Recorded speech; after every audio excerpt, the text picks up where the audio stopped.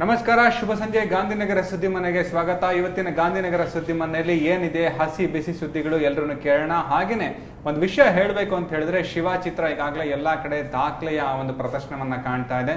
ಶಿವ ಚಿತ್ರದ ತರುವಾಯ ಶಿವಣ್ಣನ ಮುಂದಿನ ಚಿತ್ರ ಯಾವುದು, ಶ್ರೀಕಾಂತ್ ಅವರ ಮುಂದಿನ ಚಿತ್ರ ಯಾವುದು, ಹಾಗೇನೆ ಬೇರೆ ಭಾಷೆಯಲ್ಲಿ ಏನಿದೆ ಎಲ್ಲ ಖಂಡಿತ ಕೇಳೋಣ. ಮೊದಲಿಗೆ ನಮ್ಮ ರಾಕೇಶ್ ಏನ್ ಹೇಳ್ತಾರೆ. ರಾಕೇಶ್, ಏನಿದೆ ಸುದ್ದಿ? ಚಿಂತನ್, ನೀನು ಹೇಳ್ದಂಗೆ ಶಿವ ಚಿತ್ರ ಒಂದು ಸಕ್ಸಸ್ಫುಲ್ ಆದಮೇಲೆ ಶಿವಣ್ಣ ಇವಾಗಲೂ ತುಂಬ ಬ್ಯುಸಿಯಾಗಿದ್ದಾರೆ. ಇವಾಗ ಅಂದರ್ಬಾರ್ ಶೂಟಿಂಗ್ ಗೋಕರ್ಣ ಮಾಡ್ತಿದ್ದಾರೆ. 4 ದಿನ ಲಾಸ್ಟ್ ಕ್ಲೈಮ್ಯಾಕ್ಸ್ ಶೂಟ್ ಮಾಡ್ತಿದ್ದಾರೆ. ಅದರಲ್ಲಿ ಅರುಂಧತಿ ನಾಗು ಮತ್ತು ಶ್ರೀನಾಥ್ ಒಂದು ಕ್ಲೈಮ್ಯಾಕ್ಸ್ ಸೇರ್ತಿದ್ದಾರೆ. ಅಂತೂ ಇಂತೂ ಶಿವಣ್ಣ ಒಂದು ಅಂದರ್ಬಾರ್ ಮುಗಿಸಿ ಇವಾಗ ಲಕ್ಷ್ಮೀ ಚಿತ್ರದ ನಂತರ ಅಂದರ್ಬಾರ್ ರಿಲೀಸ್ ಆಗೋ ಸಾಧ್ಯತೆಗಳು ಜಾಸ್ತಿ ಇದೆ. ಸೊ ಈ ಅಕ್ಟೋಬರ್ಗೆ ಅಂದರ್ಬಾರ್ ರಿಲೀಸ್ ಆಗ್ತಾ ಇದೆ. ಬಹುಶಃ ಈ ಚಿತ್ರಕ್ಕೆ ನಮ್ಮ ಸ್ಲಮ್ ಡಾಗ್ ಮಿಲೇನಿಯಂನ ವಿಜಯ್ ಪ್ರಕಾಶ್ ಸಂಗೀತ ಕೊಡ್ತಾ ಇದ್ದಾರೆ. ಹಾಗೇನೆ ಈ ಚಿತ್ರದ ನಾಯಕ ನಟಿ ಹಾಗೇನೆ ನಮ್ಮ ಶಿವಣ್ಣನ ಅಂದರ್ಬಾರ್, ಯಾಕೆಂದ್ರೆ ಪಾರ್ವತಿ ಮನೆ ಮಿಲನ ಆದ್ಮೇಲೆ ಶಿವಣ್ಣನ ಜೊತೆ ನಟಿಸ್ತಾ ಇರೋದು ಒಂದು ವಿಶೇಷ ಅನ್ಬೋದು. ಅಂದರ್ಬಾರ್ ಬಹುಶಃ ನಿಮ್ಮ ಮಟ್ಟಿಗೆ ಏನ್ ಅನ್ಬೋದು ರಾಕೇಶ್? ಅಂದರ್ಬಾರು ಒಂದು ಹೈ ಎಕ್ಸ್ಪೆಕ್ಟೆಡ್ ಮೂವಿ ಅಂತ ಹೇಳ್ಬೋದು. ಭಾಸ್ಕರ್ ಅವರು ಪ್ರೊಡ್ಯೂಸ್ ಮಾಡಿರೋದು ಮತ್ತು ಫಣೀಶ್ ನಿರ್ದೇಶನ. ಒಂದು ಶಿವಣ್ಣನಿಗೆ ಒಂದು ಒಳ್ಳೆ ಚಾಲೆಂಜಿಂಗ್ ಮೂವಿ. ಇಟ್ಸ್ 104th ಮೂವಿನ ಅಂತಲೇ ಹೇಳ್ಬೋದು. 102nd ಲಕ್ಷ್ಮಿ ಬರುತ್ತೆ, ಮತ್ತು 103rd ಮೂವಿ ಇರ್ಬೋದು ಅನ್ಕೋತೀನಿ. ಯಾಕೆಂದ್ರೆ ಈ ಲಕ್ಷ್ಮಿ ಹಾಗೂ ಅಂದರ್ಬಾರ್ ನೋಡಿದಾಗ ಲಕ್ಷ್ಮಿಗೂ ಭಾಸ್ಕರ್ ಅವರ ನಿರ್ಮಾಪಕರು, ಅಂದರ್ಬಾರ್ಗೂ ಭಾಸ್ಕರ್ ಅವರ ನಿರ್ಮಾಪಕರು ಅಂತ ನೀವು ಹೇಳ್ತಾ ಇದ್ರ. ಬಹುಶಃ ನನ್ಗನ್ನಿಸ್ದಂಗೆ ಭಾಸ್ಕರ್ ಅವರು ಅಂದರ್ಬಾರ್ನ ನಿರ್ಮಾಣ ಮಾಡ್ತಾ ಇಲ್ಲ, ಅದು ಬೇರೆಯವ್ರು ಇರ್ಬೇಕು ಅನ್ಸುತ್ತೆ. ಇರ್ಲಿ, ಅದನ್ನ ನೋಡೋಣ. ಒಟ್ಟಿನಲ್ಲಿ ಶಿವಣ್ಣನ ಎಲ್ಲಾ ಚಿತ್ರಗಳು ಈ ತರದ ಶತಕ ಆದ್ಮೇಲೆ ಒಂದು ವಿಶಿಷ್ಟವಾದ ಸಾಧನೆ ಮಾಡ್ತಾ ಇರೋದು ನಮ್ಗೆಲ್ರಿಗೂ ಖುಷಿ ಅನ್ಸುತ್ತೆ ಅಲ್ವಾ? ಚಂದನ್, ಶಿವ ಪಿಕ್ಚರ್ ನಂತರ KP ಶ್ರೀಕಾಂತ್ ಸುಮ್ಮನೆ ಕೂತ್ಕೊಂಡಿಲ್ಲ. ಇವಾಗಲೇ ಅವರು ಟೋಪಿವಾಲ ರೆಡಿ ಮಾಡ್ಕೊಂಡಿದ್ದಾರೆ. ಅದು ಕೊನೆ ಹಂತದಲ್ಲಿದೆ. ಒಂದು 3-4 ಸಾಂಗ್ ಬಾಕಿ ಇದೆ. ಅದಕ್ಕೆ ಸ್ವಿಟ್ಜರ್ಲ್ಯಾಂಡ್ಗೆ ಪ್ಲಾನ್ ಮಾಡ್ತಿದ್ದಾರೆ. ಮತ್ತು ಟೋಪಿವಾಲ ಅಲ್ಲಿ ಇವಾಗ ಉಪೇಂದ್ರ ಅವ್ರಿಗಾಗಲೇ ಗಾಡ್ ಫಾದರ್ ಮತ್ತು ಕಟಾರಿ ವೀರ ಸಾಕಷ್ಟು ಒಂದು ಡಿಸಪಾಯಿಂಟ್ಮೆಂಟ್ ತಂದ್ಕೊಟ್ಟಿದೆ ಒಂದು ಫ್ಯಾನ್ಸ್. ಇದಕ್ಕೆ ಟೋಪಿವಾಲ ಒಂದು ಅದ್ಭುತ ಒಂದು ಸ್ಟಾರ್ ಕಾಸ್ಟಿಂಗ್ ಇದೆ. ಮತ್ತು ಉಪೇಂದ್ರ ಅವರೇ ಕತೆ ಮತ್ತು ಹಾಡುಗಳೆಲ್ಲ ಬರೆದಿರೋದ್ರಿಂದ ಅವ್ನು ತುಂಬಾ ಸ್ಟ್ರಾಂಗಾಗಿ ನಿಂತ್ಕೊತಾರೆ ಅಂತ ನನಗೊಂದು ಇದಿದೆ. ಪ್ಲಸ್ ಟೋಪಿವಾಲ ಅಲ್ಲಿ ಭಾವನಾ, ರಾಕ್ಲೈನು ಮತ್ತು ರಂಗಾಯಣ ರಘು ಇದು ಹಿರಿಯ ಕಲಾವಿದರು ಇದ್ದಾರೆ. ಸೊ ಈ ಪಿಕ್ಚರು ಒಂದು ಸಾಕಷ್ಟು ಮಟ್ಟಿಗೆ ಉಪೇಂದ್ರಗೆ ಒಂದು ಹೆಸರು ತಂದುಕೊಡುತ್ತೆ ಅನ್ನೋ ನನ್ನೊಂದು ಇದಿದೆ. ಆಕಾಶವಾಣಿಯಲ್ಲಿ ನಿರೂಪಕರಾಗಿದ್ದಂತಹ ಶ್ರೀನಿಗೆ ಒಂದು ಅವಕಾಶ ಕೊಟ್ಟಿದ್ದಾರೆ ಉಪೇಂದ್ರ. ಚಿತ್ರಕಥೆ ನಾನು ಬರಿತೀನಿ, ನಿರ್ದೇಶನ ನೀನು ಮಾಡು ಅಂತ ಹೇಳಿದ್ರೆ ಶ್ರೀನಿ ಅವರು ಬಹುಶಃ ಪರದೆ ಹಿಂದೆ ಚೆನ್ನಾಗಿ ಮಾತಾಡ್ತಾ ಎಲ್ಲರನ್ನು ಆಕರ್ಷಣೆ ಮಾಡ್ತಾ ಇದ್ದಂತಹ ನಿರೂಪಕ ಈಗ ನಿರ್ದೇಶಕನಾಗಿ ಎಷ್ಟು ಮಟ್ಟಿಗೆ ಅವ್ರ ಜೊತೆ ಕೈ ಜೋಡಿಸಬಹುದು, ಒಬ್ಬ ಯಶಸ್ವಿ ಆಗ್ಬೋದು. ಹರಿಕೃಷ್ಣ ಅವರ ಸಂಗೀತ, ಹಾಗೇನೆ ನಮ್ಮ ಶ್ರೀಕಾಂತ್ ಅವರ ಈ ಒಂದು ಚಿತ್ರವು ಯಶಸ್ವಿ ಆಗ್ಲಿ ಅಂತ ನಾವು ಅನ್ಕೋಬಹುದು.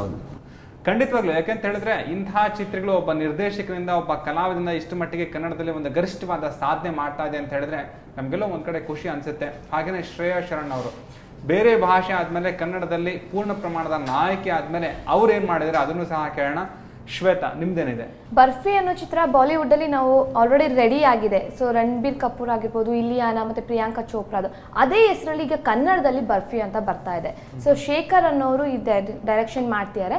ಈ ಚಿತ್ರ ಅವರು ಅಮೃತವಾಣಿ ಮತ್ತೆ ಪೆರೋಲ್ ಅಂತ ಬಂದ ಚಿತ್ರದ ಡೈರೆಕ್ಟರ್. ಇದು 3ನೇ ಚಿತ್ರ.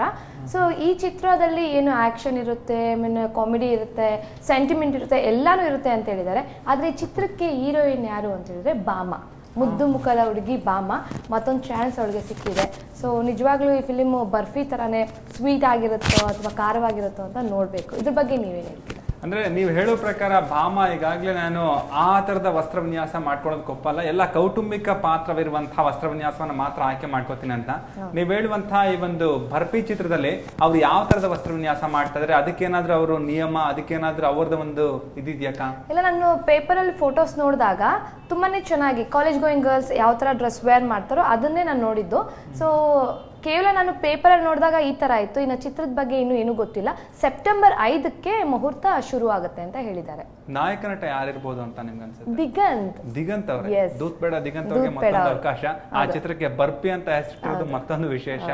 ನೋಡೋಣ ಭಾಮ ಅವ್ರಿಗೆ ದಿಗಂತ್ ಒಪ್ಪಿಗೆ ಆಗ್ತಾರೆ ಅಂತ ನಿಮ್ಗೆ ಅನ್ಸುತ್ತೆ? ಯಾಕಂದ್ರೆ ಇದು ಫಸ್ಟ್ ಕಾಂಬಿನೇಷನ್, ಅವ್ರಿಬ್ರದ್ದು ಫಸ್ಟ್ ಟೈಮ್ ಇದು ಕಾಂಬಿನೇಷನ್ ಅಲ್ಲಿ ಬರ್ತಾ ಇರೋದು.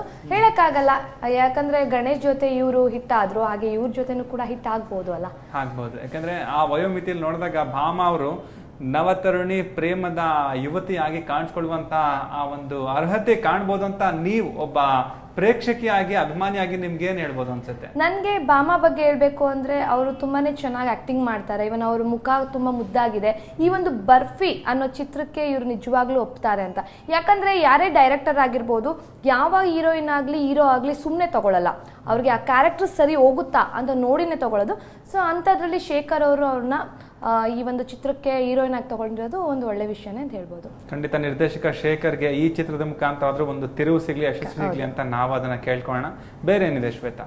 ಸದ್ಯಕ್ಕೆ ಇಷ್ಟೇ. ಖಂಡಿತ ಸಾಕಷ್ಟು ಸುದ್ದಿಗಳು ಶುದ್ಧಿಯಾಗಿ ನಿಮ್ಮ ಮನಸ್ಸನ್ನ ಖಂಡಿತ ಪೂರೈಸುತ್ತೆ ಅಂತ ನಾವು ಅನ್ಕೊಳ್ಳೋಣ. ಯಾಕಂದ್ರೆ ಈಗ ನಾವು ಒಂದು ವಿರಾಮ ತೆಗೆದುಕೊಂಡ, ವಿರಾಮ ಆದ್ಮೇಲೆ ಮುಂದಿನ ಆ ಒಂದು ಸುದ್ದಿ ಹೇಳೋದಕ್ಕೆ ನಮ್ಮ ರಾಕೇಶ್ ಹಾಗೇನೆ ಶ್ವೇತಾ, ಸ್ಮಿತಾ ಕಾಯ್ತಾ ಇರ್ತಾರೆ. ನಾನು ಸಹ ಈ ಒಂದು ವಿರಾಮ ಆದ್ಮೇಲೆ ಗಾಂಧಿನಗರ ಸುದ್ದಿ ಮನೆ ಮುಂದುವರಿಯುತ್ತೆ. ಚಂದನ್, ನಮ್ಮ ಸಿಸ್ಲಿಂಗ್ ಬ್ಯೂಟಿ ಶ್ರೇಯಾ ಮೊನ್ನೆ ಅಷ್ಟೇನೆ ಒಂದು ಟೆಂಪಲ್ ಅಲ್ಲಿ ಒಂದು ಕಲರಿ ಅಂತ ಒಂದು ಫೈಟ್ ಮಾಡಿದ್ರು. ಕಲರಿ ಅಂತ ಫೈಟ್, ಕೇರಳದ ಪ್ರಸಿದ್ಧವಾದಂತಹ ಒಂದು ಆ ಕತ್ತಿ ಫೈಟು. ಆ ಕತ್ತಿ ಎಷ್ಟು ಭಾರ ಆಯ್ತು ಅಂದ್ರೆ